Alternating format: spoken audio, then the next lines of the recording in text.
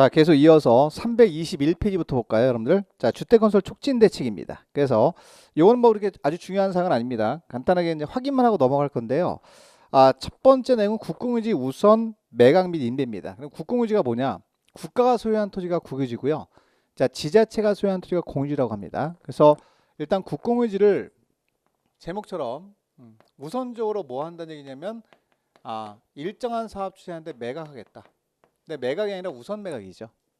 자, 또는 임대해 주겠다 이런 얘기입니다. 자, 먼저 1번에서 확인할 게 그럼 우선 매각 대상이 누구냐인데요. 자, 국가나 지자체는 그가 소유한 토지를 매각하거나 임대할 때 다음의 목적으로 그 토지의 매수 또는 임차를 원하는 자가 있으면 그에게 자, 우선적으로 토지를 매각하거나 임대할 수 있습니다. 2명이죠, 2명. 박스 안에 2명. 자, 첫 번째 기업번은 국민주택 규모의 주택을 50% 이상 밑줄 그리고 건설하고자 하는 사업주체입니다. 그래서 자, 우선 매각 대상 중에 첫 번째가 자, 국민주택 규모니까 전용 면적을 85제곱미터 이하로 짓겠다. 이걸 사서 자, 국공유지를 사서 자, 이 안에다가 자, 이 토지에다가 반 이상을 짓겠대요. 국민주택 규모로. 자, 그거 누구든 상관없는 거죠. 사업주의 대상은 자, 대상이 중요한 게 아니라 목적이 중요한 거죠. 목적. 자, 국민주택 규모의 주택을 50 이상 짓는다. 이거 40으로 바꿀 수가 있습니다. 그래서 일단 확인을 해보면 이렇게 되죠. 이렇게 자, 여기 이제 국공유지를 샀어요. 사업체가 사서 자, 전용 면적 국민주택 규모라고 하는 개념 우리가 지난 시간에 공부를 했으니까 규모라고 하는 것 자체가 85제곱미터 이하를 말하죠. 전용 면적 그거를 반 이상을 짓는 거예요. 반 이상 50 이상. 그러니까 예를 들면 총 1000세대 중에서 500세대 이상을 전용 면적을 85제곱미터 이하로 건설하겠다라고 한다면 이 사업주체에게 우선 매각하겠다는 얘기죠. 첫 번째. 그래서 요 숫자를 가끔 바꾸는 경향이 있습니다. 경우가 있으니까 요 숫자 확인을 하시면 돼요. 이걸 40으로 바꾸면 안 돼요. 자, 50 이상 건설하겠다라고 해야 됩니다. 또 하나 두 번째는요. 니은번인데 주택조합이죠. 자, 주택조합이 주택을 건설하겠대요. 주택조합. 그럼 우선 매각할 수 있죠. 주택조합에게도 우선 매각할 수 있다. 이렇게 정리하시면 됩니다. 이렇게 해서 2명이에요. 2명. 많지 않습니다.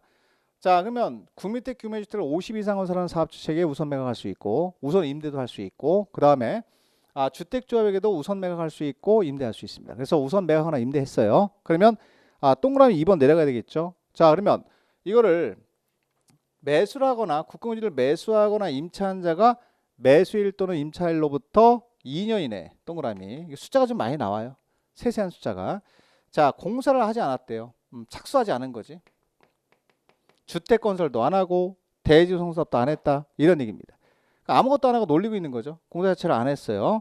자, 그러면 일단 팔았던 거는 자, 우리가 매각했던 거는 다시 되돌려 사갑니다. 환매하죠. 환매. 자, 환매. 자, 그리고 임대계약을 체결하면 임대해주면 임대계약 체결했겠죠. 그거 취소 또 나왔어요.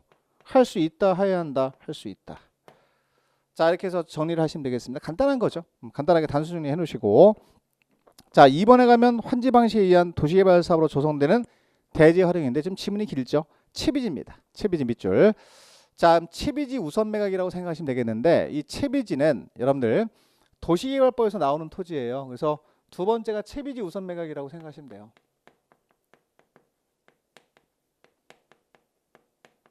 우선 매각 규정이죠. 둘 다.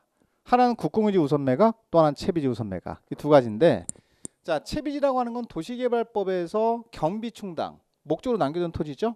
시행자가 요 토지를 팔아서 경비충당 목적으로 남겨둔 토지다 라고 배우고 온 겁니다.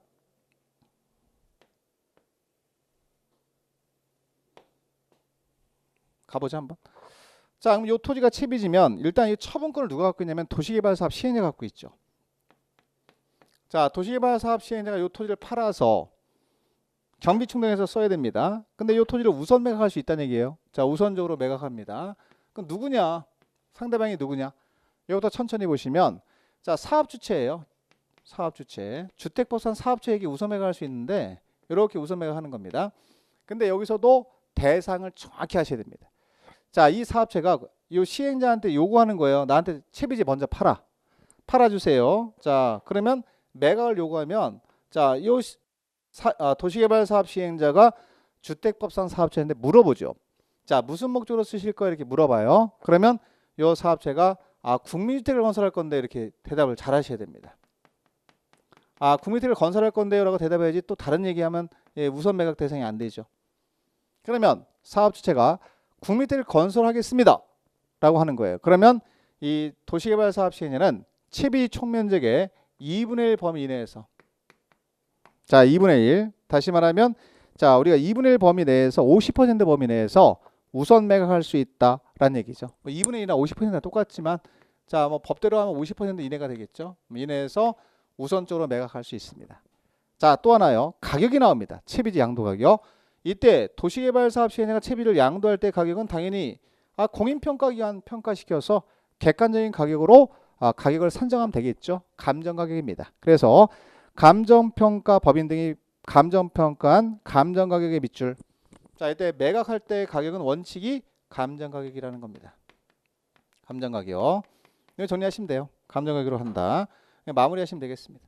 간단하게 확인하시고 이런 내용이 있구나 라는 정도만 보시면 되겠습니다. 뭐 별표 뭐 3개, 2개 이렇게 할 부분은 아니에요. 간단히 확인하시고 1년 내내 듣습니다. 또 내용 자체가 어렵지 않기 때문에 이게 이제 우선 매각 규정을 2개 공부했다 라고 생각하시면 되겠고요. 그 내려가셔서 이제 사용검사 부분을 가세요. 자 사용검사는 준공검사가 똑같은 말이에요. 자 갑니다. 사용검사 지금 절차하는 거죠. 마지막 절차라고 이해하시면 돼요. 그러니까 사용검사가 그나마 최근엔 많이 안 나오지만 과거에는 좀 많이 나왔죠. 나왔던 부분 중에 하나인데 개념을 잡으셔야 돼요. 사용검사의 뜻은 알아야 될 거 아니에요. 우리가 사용검사는 준공검사가 똑같은 말이다 이렇게 이해하시면 됩니다. 그래서 여기는 뭐 별표를 2-3개 칠 정도는 아니고 하나 정도만 딱 쳐놓고 마무리하시면 되겠는데 사용검사는 자 우리 국계법으로 말하면 준공검사, 건축법으로 말하면 사용승인하고 똑같은 말입니다. 법이 다르다 보니까 용어를 좀 다르게 써요. 그건 여러분들이 양해를 좀 해주셔야 됩니다. 법에서 쓰는 용어가 다르다. 성격이 다르니까 용어도 다르게 쓰는 겁니다. 그러나 의미는 똑같죠. 그래서 사용검사나 준공검사나 똑같다. 그럼 공사가 끝났다는 얘기죠. 여기다 사업 주체가 1000세대 아파트를 지었어요. 에듀윌 유료 회원만의 명품 자료 서비스.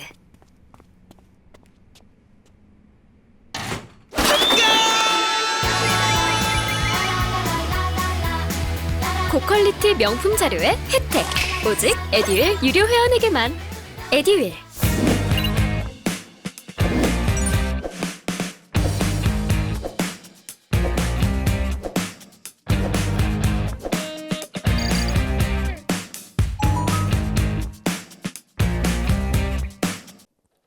사업계획 승인을 받아서 아파트 완공한 거지. 완공 전체를 다 끝냈어. 전체를 공사를 끝냈어요.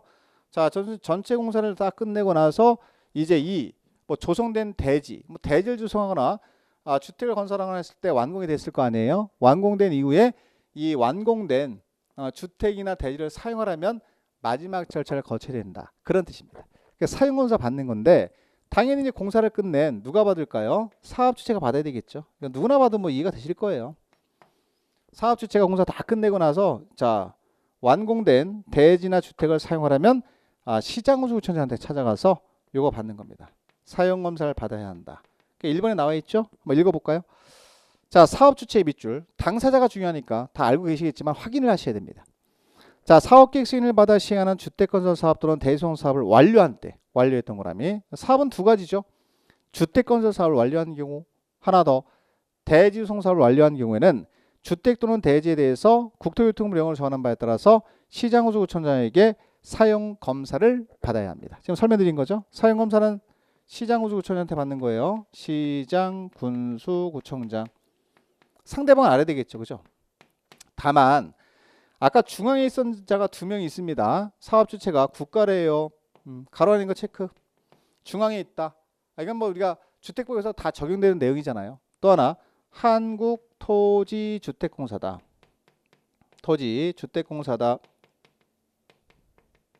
나오면 중앙에 있으니까 이때는 지자체장한테 내려가서 받을 필요 없이 자 국토교통부 장관 찾아가서 사용검사 받으면 됩니다. 이렇게 정리하시면 돼요. 2명. 자 국가하고 토지주택공사 2명은 자 국가하고 토지주택공사 2명은 이 2명이에요. 2명. 자 2명은 자 누구한테 받아요? 그러면 국장한테 가서 받으면 돼요. 이 2명만. 나머지는 전부 다 시장군수 구청장한테 가는 겁니다. 됐고 넘겨보세요. 다음 장 넘겨서 사용검사 기간이 나옵니다. 기간은 뭐 단순 암기니까 15일에 동그라미. 그러니까 15일 이내에 사용검사하도록 되어 있고요. 기간이 이렇게 쭉 가면은 15일이죠.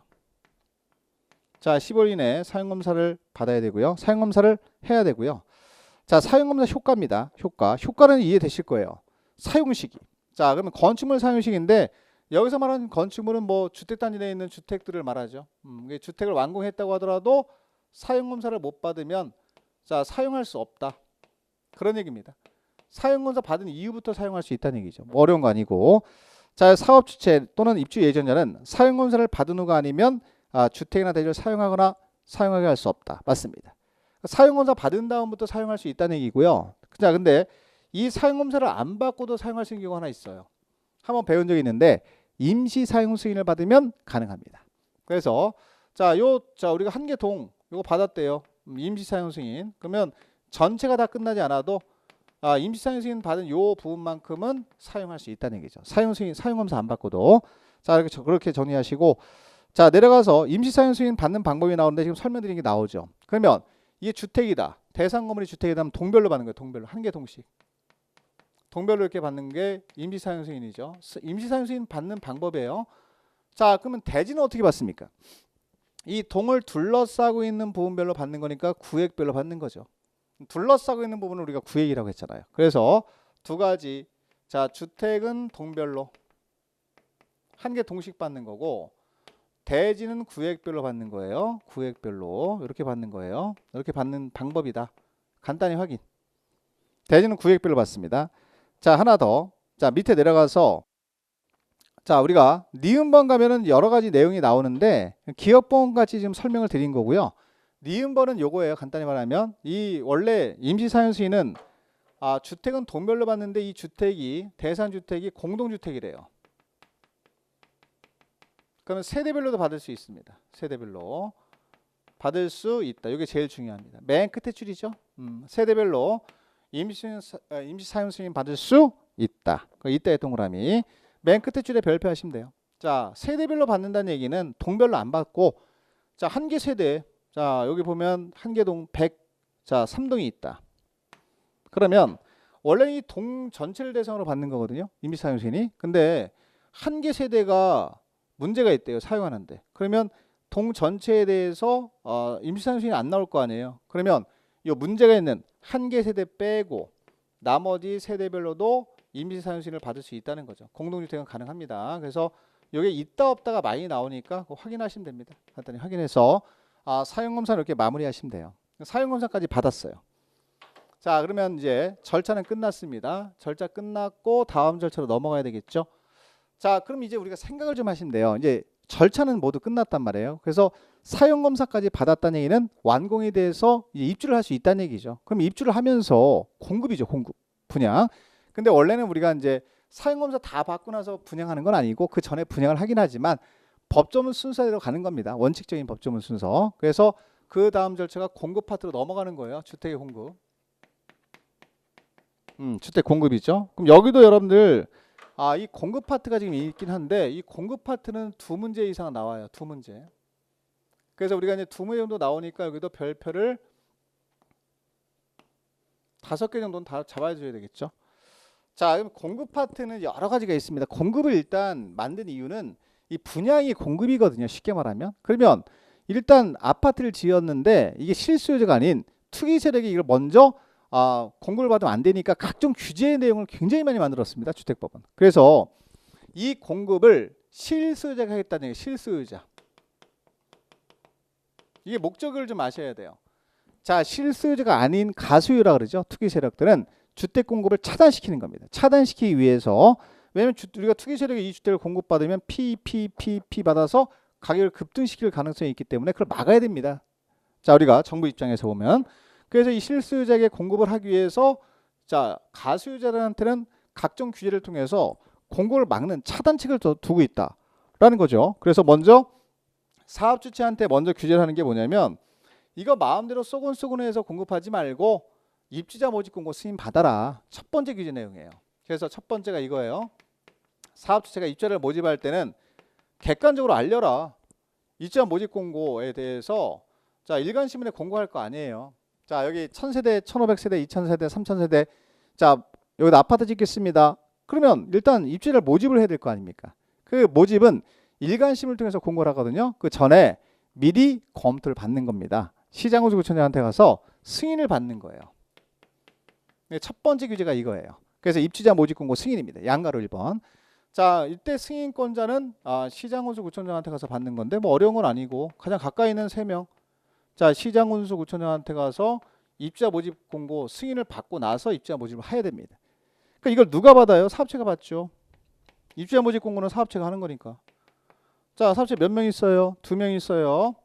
자, 공공도 있고 민간도 있습니다. 어려운 거 아닙니다. 탁탁 따라오시면 돼요. 자, 공공은 믿어요, 못 믿어요? 믿으니까 승인 안 받지. 민간만 승인 받는 거지. 결론은 이거죠. 다만 자, 이게 주택 같은 경우는 승인을 받는 거거든요. 근데 복리시설, 상가 건물 같은 거 있죠? 그거는 신고만 하면 돼. 가로 안에 써 있죠. 복리시설은 신고. 자, 그럼 일반적으로 입자 모집할 땐 승인 받아야 됩니다. 그럼 동그라미 치는 거지. 복리시설 따로 물어봤을 때만 신고하는 거고, 이때 승인 받아야 되거나 신고해야 되는 자는 다 민간만 들어가는 겁니다. 공공은 안 들어가요. 해당 사항이 없어요. 믿으니까 라고 이해를 하시면 될 것 같아요. 자, 1번이고요. 오른쪽 가면 2번에 입주 자격 등의 부합. 이건 안 읽어도 됩니다. 그건 안 나오니까. 자, 3번에 가시면 주택의 분양 가격이라고 해서 별표 2개 다세요. 자, 우리가 첫 번째 규제하는 게 뭐 법조문 그대로 갈게요. 두 번째 규제 내용이 뭐냐면 분양가 상한제라고 들어보셨죠? 그 내용을 배우는 겁니다. 지금부터. 가격을 통제하는 거죠. 사실 가격을 통제하는 거는 시장 원리는 안 맞습니다만은 이게 주택 정책은 경제 파급 효과가 굉장히 크지 않습니까? 왜냐면 우리 대한민국의 자산 중에 우리 개인이 갖고 있는 자산의 한 70% 이상, 거의 뭐 80% 정도라고 보시면 돼요. 그거를 주택이 차지하고 있다는 겁니다. 그만큼 우리 개인들이 차지하고 있는 비중이 크기 때문에 경제도 많은 영향을 줄 수밖에 없어요. 가격이 급락하거나 뭐 이러면은 경제가 휘청할 수 있습니다. 그래서 통제를 하는 겁니다. 가격을. 그걸 뭐라고 하냐면 분양가 상한제라 그래요. 분양가. 자, 분양가 상한제를 잡아놓은 겁니다.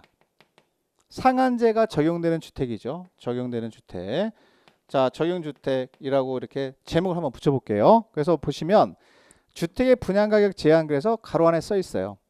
그걸 우리가 뭐라고 하냐면 분양가 상한제가 적용되는 주택이다 라는 뜻입니다. 그러니까 이거는 굉장히 중요합니다. 물론 뭐 작년에는 안 나왔지만 이거 나오는 게 원칙이에요. 그래서 이건 별표 3개 정도 딱 두고 나오는 걸로 생각하시고 공부를 하셔야 됩니다. 그럼 일단 첫 번째 확인할 게 뭐냐면요. 일단 대상을 아셔야 돼요. 자, 우리가 주택인데 분양가 상한제가 적용되는 주택은 일단 주택이죠. 근데 주택이 2개 있었죠, 아까. 저는 정보가 곧 합격이라고 생각해요. 기출문제 특강이나 모의고사 자료집을 주시는 것도 좋았고, 그 중에서 제일 좋았던 건 교수님의 쪽집게 정보였어요. 약간 합격을 위한 종합 패키지 선물을 받는 그런 느낌? 애들 유료 회원 꼭 추천합니다. 단독주택도 있었고 공동주택이 있었습니다. 2개로 나누죠? 크게 나눕니다. 그럼 여기서 단독주택은 분양가 상한제가 적용되지 않아요. 버리셔야 돼요. 다 적용된다면 안 됩니다. 공동주택만 적용되죠. 이걸 먼저 잡아내셔야지. 자, 분양가 상한제 적용 대상 주택이 뭔지는 알아야 될 거 아니에요, 우리가. 자, 그러면 단독은 적용되지 않고 공동만 적용됩니다. 맞습니다. 대신 자, 지역이 있는데 지역이 2군데거든요. 그 박스 안에 있는 2군데. 자, 그래서 우리가 박스 안에 보면은 하나는 어디라고 쓰냐면 우리가 용어 정의할 때 배운 거예요. 자, 2개 이렇게 나눠 볼게요. 하나는 공공택지. 그럼 공공택지에서 자, 이거 뭔지 설명드렸죠? 기억나시죠? 자, 공공택지에서 아파트를 짓는 거예요. 공동주택을. 자, 이렇게 플러스가 돼야지. 단독은 상관이 없으니까. 자, 공동주택 건설합니다. 그럼 이 공동주택에 대해서는 분양가 상한제가 적용되죠. 가격을 통제하는 겁니다. 자, 여기서 가격은 어떻게 통제하는지 좀 이따 말씀을 드리고요. 일단 대상지역을 찾는 게 중요하죠. 두 번째, 공공택지 외의택지에서도 적용이 돼요. 근데 여러분, 공공택지 외의택지는 민간택지거든요, 이게. 자, 그럼 이건 이제 우리가 이해를 할 때 공공택지 외의택지보다 민간택지로 이해하는 게 좀 빠르실 거야. 그러니까 민간택지도 적용은 되는데 여기는 일단 그냥 다 적용되는 게 아니라 국토교통부 장관이 민간택지인데 가만히 봤더니 가격이 막 상승합니다. 주택가격이 막 급등해요. 그러면 여기를 지정해버려. 분양가 상한제 적용하겠다고 지정해버려. 그 요 안에서 건설공급되는 공동주택일 때는 분양가 상한제가 적용된다 이렇게 이해하시면 돼요. 그러니까 여기는 국장이 지정고시한 지역 안에서만 적용되는 거예요. 민간택지는. 그래서 거기 지금 박스 안에 있는 두 군데를 설명드린 겁니다. 하나는 공공택지, 자 공공택지, 또 하나 공공택지 외의 택지에서 주택가격 상승 우려가 있어. 자 국토교통부 장관이 지정고시하는 지역, 지원한 지역.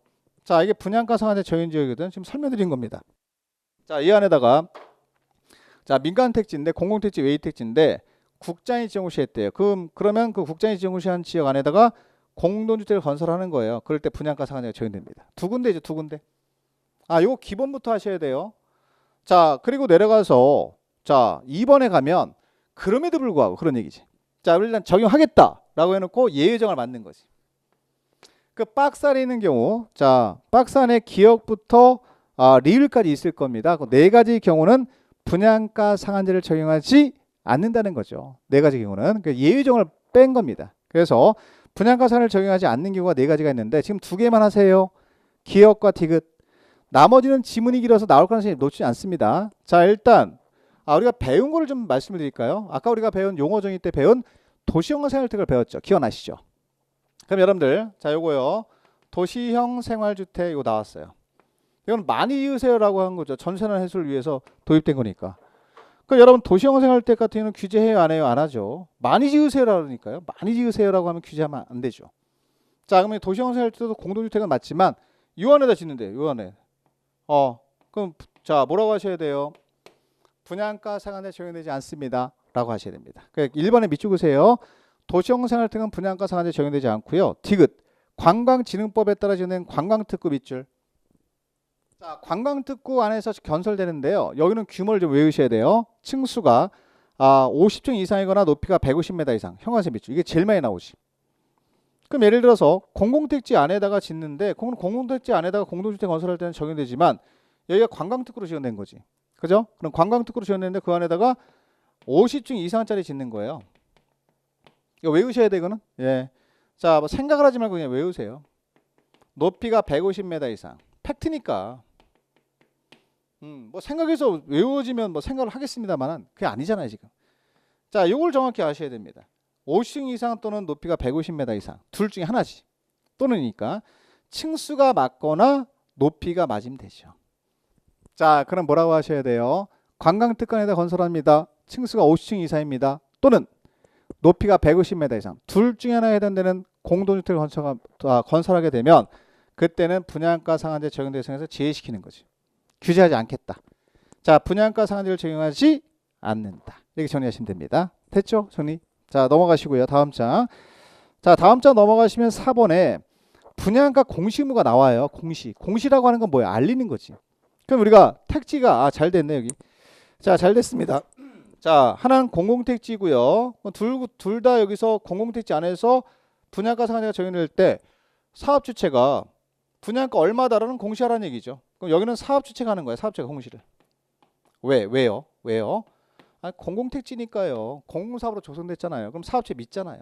사업체가 하는 거고 밑줄 주체만 하시면 돼. 사업주체에다 밑줄으시면 돼.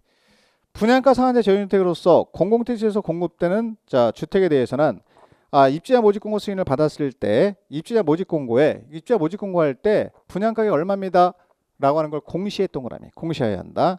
근데 여러분들 보세요. 2번에 가면 공공택지 외의 택지가 나오거든요. 이게 민간택지입니다. 민간택지는 사업체 믿어요 못 믿어요? 못 믿지. 그럼 사업체가 공시하면 안 되죠. 그래 여기는 누가 하냐면 시장군수구청장이 해야 됩니다. 밑줄 다르죠? 뭐가 다르죠? 공시의 주체가 다르잖아요 지금. 자 여기는 시장군수구청장이 해야 돼요. 시장군수구청장이 분양가 얼마입니다 라는 사실을 공시해야 됩니다.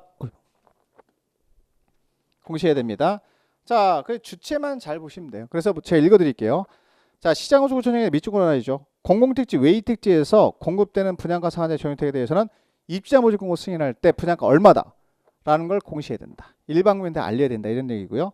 자 5번에 가면 분양가 심사위원회예요. 자 시장군수구청에다 밑줄.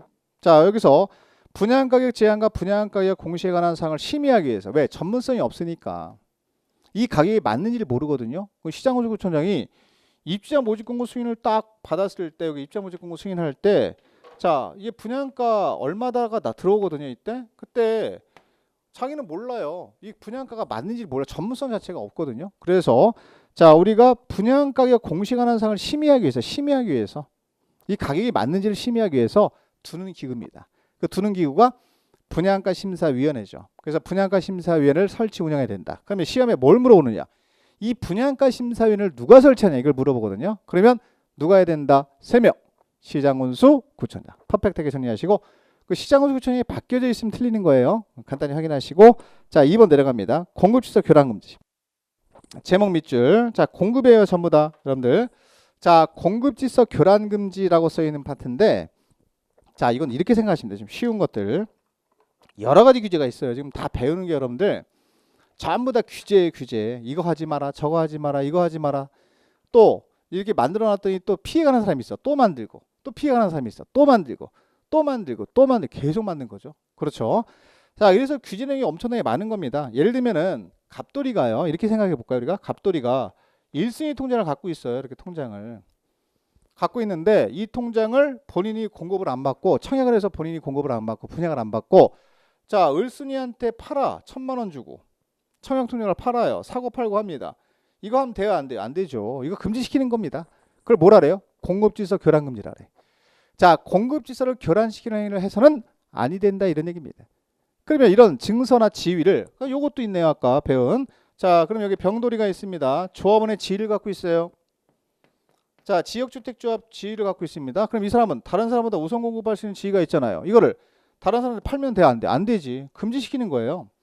주택을 공급받을 수 있는 증서나 또는 지위를 양도하지 말란 얘기죠. 얘는 양수받으면 안 되고 중간에 알선하면 안 되고 광고는 행위하지 말란 얘기죠. 이거를 공급질서 교란금지라고 합니다. 어려운 거 아니죠. 근데 여기서 중요한 건 뭐냐면 이 증서나 지위가 금지되는 건 맞지만 상속은 가능해요. 이게 제일 중요해요. 금지시키지 않습니다. 허용합니다. 금지 대상이 아닙니다. 저당도 가능합니다. 두 가지. 여기서 제일 중요한 건 이 두 가지예요. 그러니까 상속하고 저당 딱 나오면 이건 허용이라고 하셔야 돼. 금지 대상이 아니다. 이게 답으로 가장 많이 나옵니다. 그리고 법에서 금지시키는 이 증서하고 지위가 몇 개 있습니까? 5개가 있죠. 대표로 제가 2개 말씀드린 거야. 자 보세요. 이해되시나? 자 전체적인 설명을 드렸으니까 설명 듣고 이해되시나 보세요. 교재를 통해서. 자 누구든지 이렇게 나와요. 일단 제목에 밑적어 놓으시고 공급질서 교란금지고요. 자 누구든지 이 법에 따라 건설 공급하는 주택을 공급받거나 공급받게 하기 위해서 다음에 해당하는 증서 동그라미 지위 그 다음에 해당하는 증서나 지위가 밑에 5개입니다. 박스 안에 있는 거 지위를 양도 양수 자 양도 양수 옆에 체크 여기서 말하는 양도 양수는 매매 증여 그 밖에 권리변 등을 수반하는 모든 행위를 금지하는 거죠. 다만 형광색 밑줄 2가지는 제외한다. 상속 저당 제외한다는 얘기는 금지시키지 않는다는 얘기죠. 허용한다는 얘기입니다. 상속과 저당 빼고 나머지 권리 변동을 수반하는 모든 행위를 금지시키는 거죠. 자, 이를 알선하거나 또는 자 광고하는 행위를 하여서는 아니 된다. 4가지가 금지인데 그 금지가 중요한 게 아니라 허용되는 거 2가지가 중요해요. 상속 저당. 자, 그럼 밑에 박스 안에 보시면 그 금지되는 증서나 지위가 나오죠. 자, 1번 주택을 공급받을 수 있는 조합원의 지위. 아까 말씀드린 거. 조합원의 지위. 자, 2번째는 주택상환사채. 여러분 주택상환사채는 김영증권으로서 양도할 수 없다고 배웠죠. 기억나실 겁니다. 입주자주택증서, 청약통장이죠. 그 다음에 4번째는 시장호주구청장이 발행한 무허건물 확인서, 건물철거 예정증명서, 건물철거 확인서. 자 이런 것들 철거하고 나서 확인서 발급해주면 그 증서를 갖고 있는 사람한테 우선 공급해 주지 않았습니까? 자 그러면 그 증서를 외진한테 2천만 원 주고 팔지 말라는 얘기입니다. 됐고요.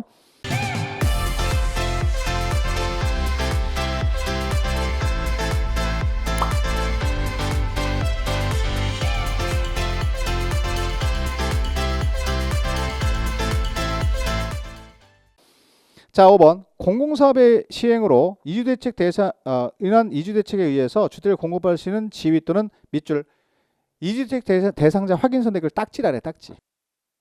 그러면 예를 들면 여기가 수용이 됐어요. 뭐 신도시개발한다 해서 수용이 됐어. 수용 공익사업 한 거죠. 도시개발서.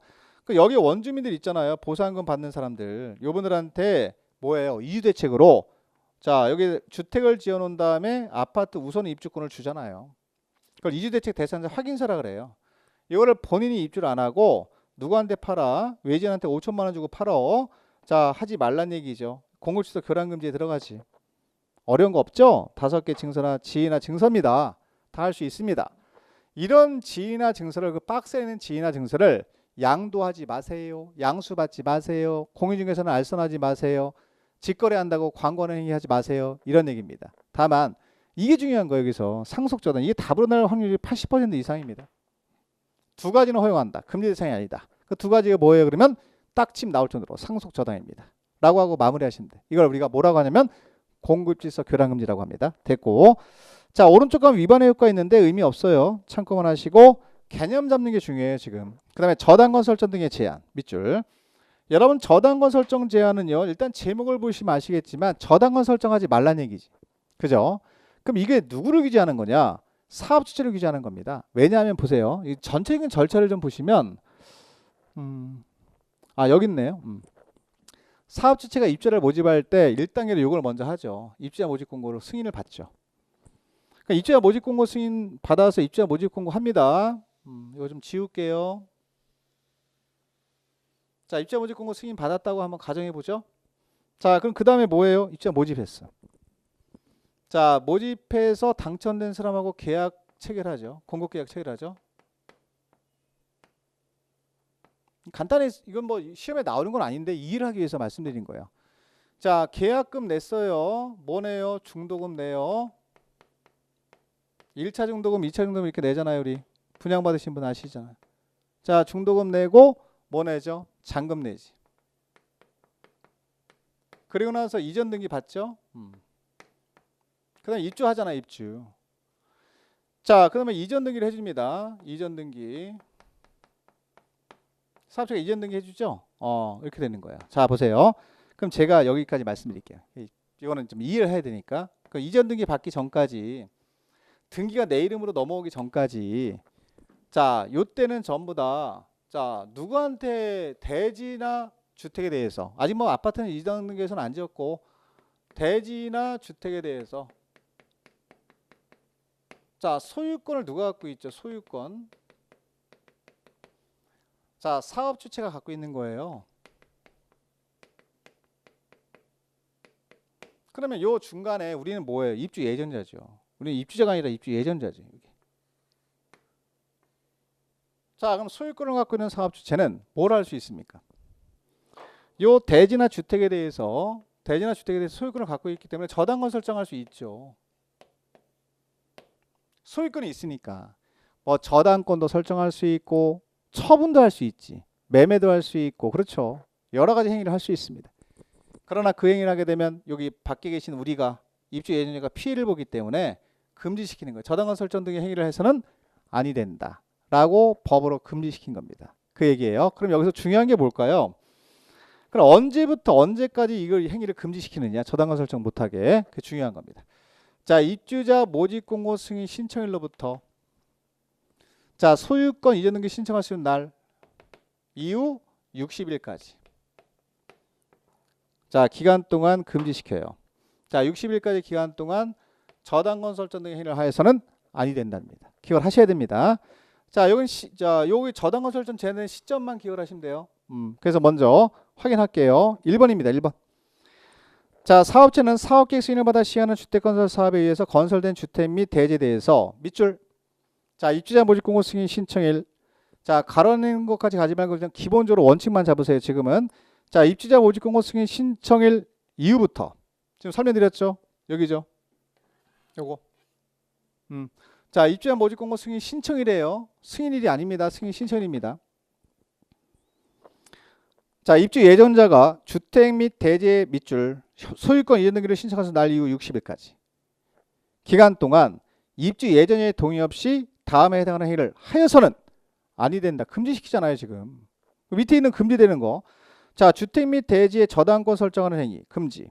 전세권, 지상권, 등기되는 부동산 임차권을 설정하는 행위 다 입주 예정자한테 피해를 주는 행위입니다. 그 다음에 매매, 증여 등의 방법으로 처분하는 행위 다 금지죠. 이런 행위 하지 말라고 하는 거예요. 왜? 이런 행위를 하게 되면 입주 예정자가 피해를 보기 때문에 이 행위를 금지시키는 건데 여기서 잘 들으세요. 자, 소유권 이전 등기 신청하는 날이 언제냐? 이게 입주 가능일이죠. 입주 가능일. 그 2번에 있는데 밑에 2번에 자 입주 가능일 입주하시는 첫날 입주 가능일 자 통보한 입주 가능일이에요. 언제부터 입주할 수 있습니다. 이날이랑 똑같은 날입니다. 근데 우리가 입주해서 이전 등기 하잖아요. 우리가 사실 그러니까 우리가 이제 이전 등기를 신청하시는 날 이후 며칠 60일에 근데 더 중요한 건 뒤에 숫자가 연결되는 거지. 자 그래서 다시 한번 정리해드리면 이게 저당권 설정 제한이거든요. 다시 저당권 설정 제한입니다. 언제부터예요? 입주자 모집공고 승인 신청일로부터 소유권 이전 등기를 신청하신 날 이후 60일까지 기간 동안 사업 주체는 입주 예정자의 동의 없이는 해당 대지나 주택에 대해서 입주 예정자의 동의 없이는 저당권 설정 등의 행위를 하여서는 아니 된다. 금지시키는 거죠. 또 하나 구체적으로 말씀드리면 여기서 말하는 이전 등기 신청하신 날이 언제예요? 그러면 입주 가능일입니다. 라고 대답하시면 돼요. 명확하게 입주 가능이라는 얘기는 입주할 수 있는 첫날 잔금 내고 입주하지 않습니까? 그때 가서 이전 등기 한다는 얘기죠. 그래서 입주 가능일 이후 60일이에요. 60일. 자 여기서 90일 그러시면 안 돼요. 60일이에요. 이 기간 동안에는 자 사업 주체가 입주 예정자의 동의 없이는 저당권 설정 등의 행위를 하여서는 아니 된다. 금지시킨 겁니다. 근데 못 믿어요. 그래서 한 장 더 넘기세요. 자 넘기시면 이거를 부기등기라고 나온 거예요. 그래서 못 믿겠다. 부기등기까지 해야 된다라고 의무사항으로 만든 게 2번입니다. 326페이지 부기등기 의무죠. 그러니까 여기서 자 부기등기라고 하는 건 뭔지 아시잖아요. 공시법에서 배우셨으니까. 자 제가 읽어드릴게요. 저당권 설정 등의 제한을 할 때 사업체는 해당 주택 또는 대지가 입주 예정자의 동의 없이는 양도할 수 없다. 제한물건 설정할 수 없다. 압류, 가압류, 가처분 등의 목적물이 될 수 없는 재산을 소유권행하는 등의 부기등기 하라는 얘기죠. 의무입니다. 자 내려가서 부기등기 시기 여기다 별표하시고 자 시기가 달라요. 왜냐하면 보세요.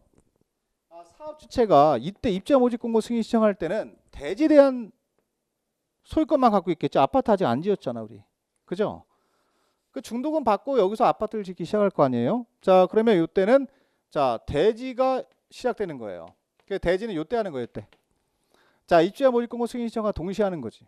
이때 이미 대지에 대한 소유권을 확보했으니까 밑줄. 자 대지에 대해서는 입주자 모집 공고 승인 신청과 동시에 하는 거고 그 다음에 중도금 받아서 아파트 올려. 여기 올려. 이렇게 올려요. 자 그 완공이 됐어요. 최초로 하는 등기가 무슨 등기입니까? 보전 등기 아니겠습니까? 보전 등기가 동시에 하는 거예요. 그래서 주택은 보전 등기할 때 해당 주택은 입주 예정자의 동의 없이는 저당권 설정할 수 없다란 사실을 소유권에 관한 등기에 부기 등기해야 한다. 퍼펙트하게 정리하셔야죠. 이게 잘 나옵니다. 딱 두 줄이잖아요. 출제인이 내면 이런 거 내는 거죠. 자, 부기 등기 효력이라고 하는 게 뭐냐면 위반 시. 자, 부기 등기까지 하고 나서 위반한 거지. 부기 등기까지 하고 나서 위반했대. 그러면 자, 이건 중대명백한 위반 행위로서 무효입니다. 무효. 맨 끝에 무효의 동그라미 치세요. 위반하면 무효예요. 자, 일면 부기 등기까지 하고 저당권 설정에 따른 무효란 얘기죠. 다 됐습니다. 그렇게 정리하시고 자 4번에 가면 투기가율주금 및 전매 제한이 나오는데 이거는 잠깐 휴식하셨다가 투기가율주금 굉장히 중요하거든요. 자, 조정대상 지역 중요합니다. 전매 제한 중요합니다. 다음 시간에 정리해드리겠습니다. 다음 시간에 여러분들 이거 시간이 좀 되시면 간단히 끝내고요. 농지법에서 용어 있죠. 용어. 용어 정의까지는 제가 정리해드릴게요. 일단 여기까지 하겠습니다. 잠깐 쉬가겠습니다.